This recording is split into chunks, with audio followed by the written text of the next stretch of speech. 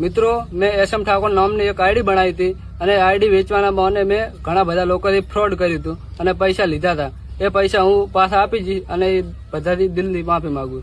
તો મિત્રો, પહેલા તો તમે આ સ્ક્રીન ઉપર ફોટો જુઓ જે આઈડી માંથી ઘણા બધા લોકો જોડે ફ્રોડ થયું છે અને મારા નામે ભાઈ આઈડી ચલાવતો હતો. આ ભાઈની આઈડી હતી અને એ એકાઉન્ટ અમે ઇન્સ્ટાગ્રામ માંથી આજે પરમનન્ટલી ડિલીટ કરી દીધું છે. મેં એસએમ ઠાકોરની નામની આઈડી બનાવી હતી અને વેચવાના બહાને મેં ઘણા બધા લોકોથી પૈસા લીધા હતા. એ પૈસા હું પાછા આપી જી અને હું દિલથી માફી માંગુ.